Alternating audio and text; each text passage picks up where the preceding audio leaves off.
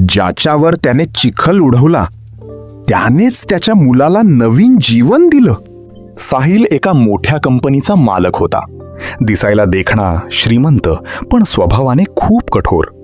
त्याला गरिबांची आणि रस्त्यावरच्या लोकांची खूप चीड होती. एके दिवशी ऑफिसला जात असताना रस्त्यावर एका म्हाताऱ्या माणसाने साहिलच्या कारला हात दाखवला. साहिलने गाडी थांबवली नाही, उलट जोरात चिखल उडवत गाडी पुढे नेली. आरशात पाहिलं तर तो म्हातारा माणूस धापा टाकत गाडीच्या मागे धावत होता. साहिल हसून निघून गेला. 2 तासांनंतर साहिलच्या फोनवर एक कॉल आला. हॉस्पिटलमधून फोन होता. त्याच्या एकुलत्या एका 10 वर्षांच्या मुलाचा आर्यनचा मोठा अपघात झाला होता. साहिल धावत हॉस्पिटलला पोहोचला.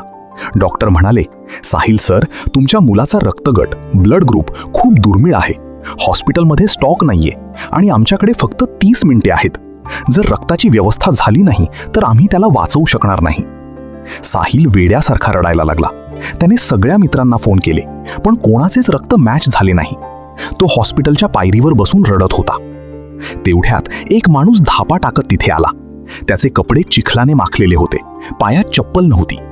हा तोच म्हातारा होता ज्याच्यावर साहिलने चिखल उडवला होता. तो माणूस ओरडला, डॉक्टर, माझं रक्त घ्या.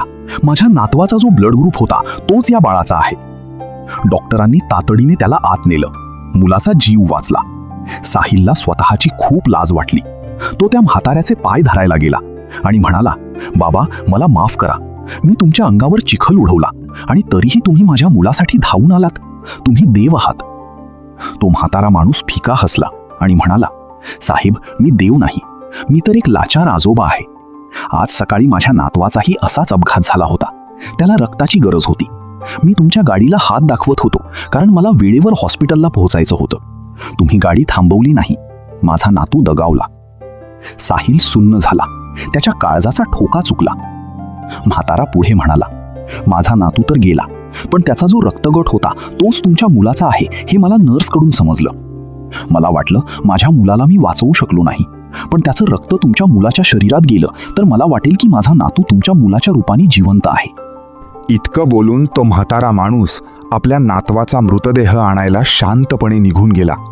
साहिल तिथेच गुडघ्यावर बसून ढसाढसा रडत राहिला. ज्या मुलाला त्याने वाचवलं त्याचं आयुष्य एका अशा माणसाच्या उपकारावर उभं होतं ज्याचं सर्वस्व साहिलच्या एका गर्वामुळे उद्ध्वस्त झालं होतं. कधीही कोणाला कमी समजू नका, कारण कोणाचं उपकार कधी लागेल सांगता येत नाही.